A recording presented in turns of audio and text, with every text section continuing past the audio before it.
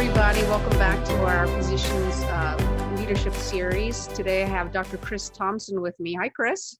Hi, Elsie. How are you? I'm so happy to have you here. There's Dr. Chris Thomson is going to talk to you about how to develop your leadership program in your organization for your physicians. He is the Senior VP and Chief Medical Officer of Centra Health in Central Virginia. He's based out of Lynchburg, Virginia. Chris, can you tell us all about how you got into leadership development for physicians and what exactly you're doing right now? Yeah, sure, Elsie. It was, it was not a one-time, big bang and start out. It was certainly over the years. I've been in leadership initially in the emergency department. I'm an emergency physician, and so for about 12 years now, I've been leading initially departments and then progressively, increased roles in the health system. And I would say throughout that time, it just really became apparent that the influence that I was able to have to accomplish things, both with my colleagues and within the health system and for our community, was enhanced significantly by having those around me have significant skills that were founded in leadership. And so, throughout this time and kind of by coaching and by mentoring in an informal way initially, throughout the years, really we just began to put some structure around our leadership program and became a lot more intentional about the things that we were doing, the things that we wanted to pass along and teach. And so, going back to Darden and getting my MBA, really focused on coaching, focused on leadership development at that time. And since then, have really begun to be even more intentional about this incredibly important aspect of healthcare for physicians. I think it's brilliant. I think there's a lot of, if you look around, and I don't know how many organizations you've come across where they have leadership programs for physicians, but I don't think it's that prevalent. And if they have one, how influential and helpful is it to the physicians? So how did you make sure that the leadership program that you've put in place has been really helpful and influential for your doctors? Yeah, sure. And I think we're probably a good example of a healthcare system that went through some transitions. We looked at healthcare systems when we began this in earnest that had really robust leadership programs. And what we found was that some healthcare systems that were successful spent $1 million, $2 million a year, got all of their physicians off site, were able to really focus on, a Cadillac experience for them. I wasn't in that situation. So we started with a little bit, more grassroots effort, fewer resources, and had to build from there without having, a big, resource investment into the project. So with that, I think I can answer the next question, which was the key things that we chose to focus on were, number one, just to get started.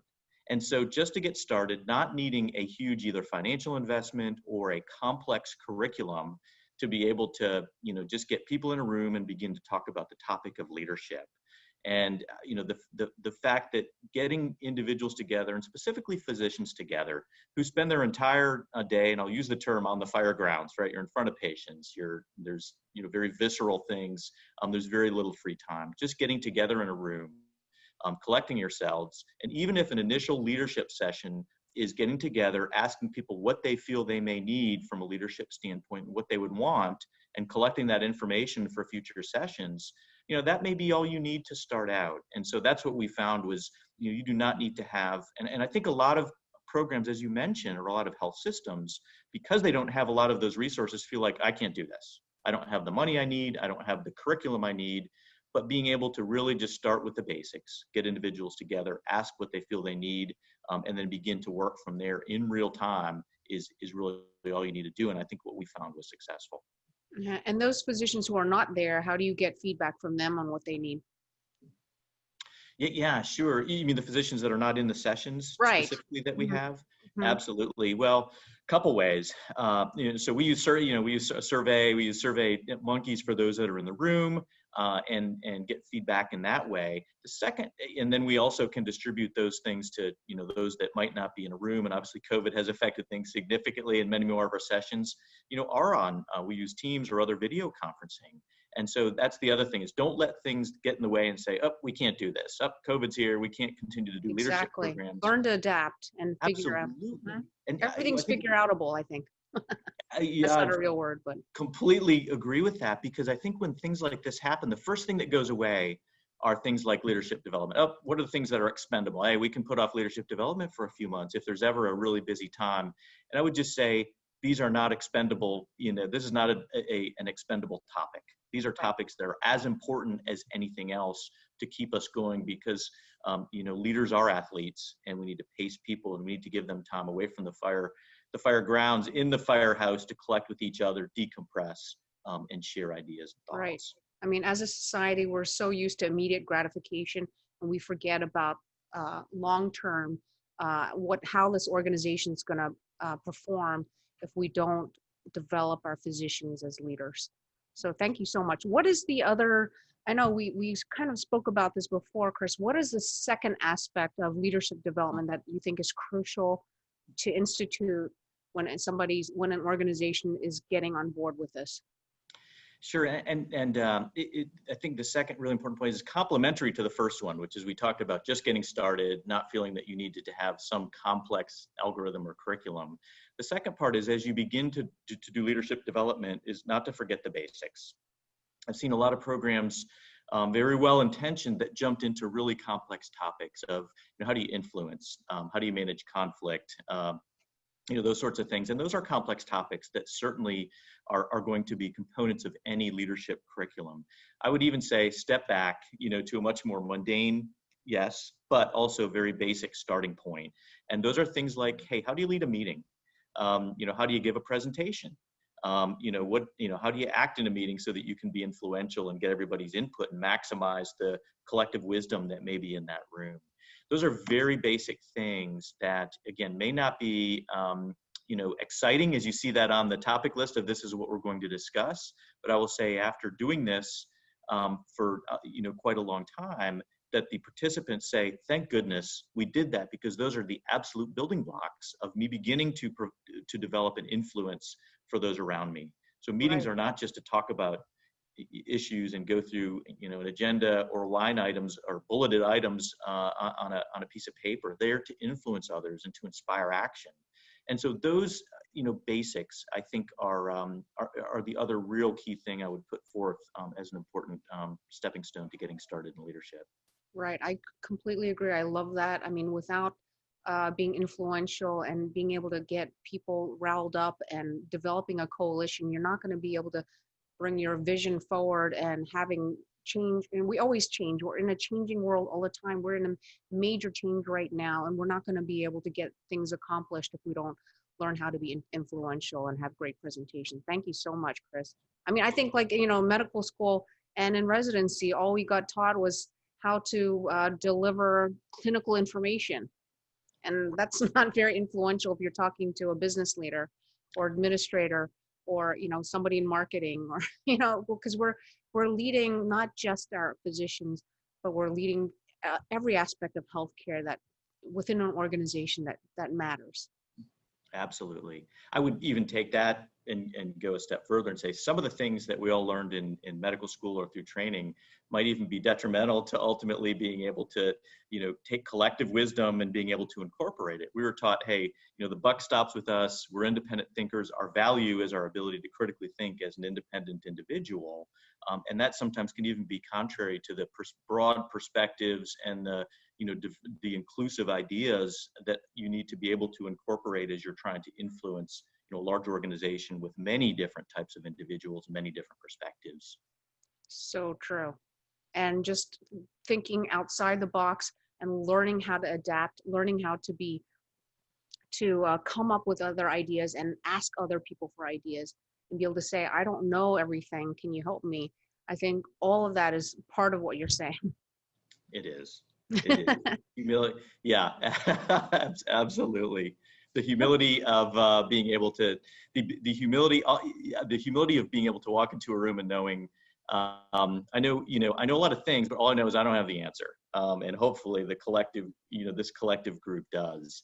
And being able to engage that and to extract that absolutely vital value out of teams is huge. Chris, let me just ask you one last question as we close. How did you find the physician leaders who wanted to be part of your leadership team, and how did you and then how did you delegate topics to teach? Yeah, sure. So I think part of this goes back, and this connects to that with the previous question you answered, which was how do you reach people that might not be, in your forum? Mm-hmm. I think, and again, in the vein and the spirit of just getting started, we just started with individuals who we felt had both the ability to influence, perhaps had leadership positions by title, and that had therefore a need to be able to lead and influence. And we started with a group, and the science behind it of where you lumped people who were going to be included and not initially was I don't know that there's science. It's a little more art. And I think the key thing was getting a group together and starting them and getting the whole thing started. And what we found, Elsie, very quickly was as people found out about this, the group grew. And so we have ultimately subsequently, and again, you can say, Chris, that's a fuzzy way to do this, but we then said, hey, you know what? Anyone who wants to, hey, everybody, who do you think should be involved here? And as the word got out, I just started getting messages. Hey, can I be involved in your leadership program? And so if they are able to carve out the time, then they're welcome. And, and as we got to a point where we said, hey, this forum or this, if we're spending an hour or 2 hours together for a specific session or a specific topic, if we felt like the number was too large, then you can say, hey, we're going to go to 2 different sessions so that we can carve out time. And then you can begin to mix and match individuals that might have different personalities in different groups. So we have been entirely inclusive of what we've done. And again, I think part of that goes along with the initial informality, because we're not having a huge monetary spend on this. We're not constrained in saying, hey, we can only have 10 or 12 or 15 individuals in this curriculum. We can open it up and be really, really inclusive. And granted, some people jump in the middle and we have to go back and say, hey, there are some basics that we need to cover, and we work out that in the schedule. But we have a very inclusive, open, everyone's invited, everyone can come.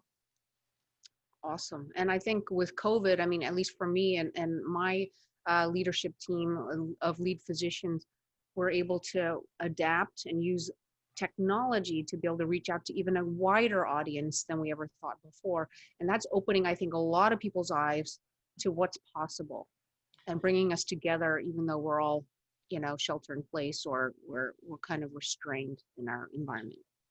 I would totally agree. Again, there's good and bad with everything. And we're actually, that was one of our last sessions, was what have we extracted from COVID that is actually going to be valuable, that we're going to implement, even if this pandemic were to stop tomorrow. We know it's not, but if it were, what things would we continue that we actually learned during this?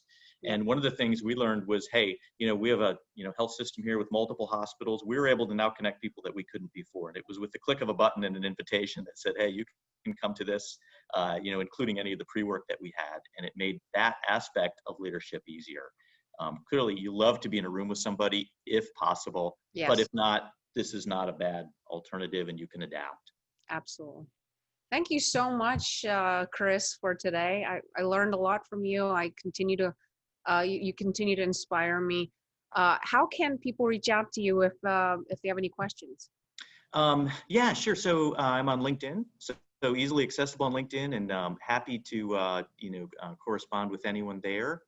And yeah, that's probably the easiest way to find me. Okay, great. Thank you. Thank you everyone for watching. Again, I'm Dr. Elsie Coe from Lead Physician. If you're a physician leader who has something to add to help us be better leaders in this country or nationwide or globally, please reach out to me at info@drelsiecoe.com. And thank you again, and hope to see you soon. Thank you, Chris. Thanks, Elsie.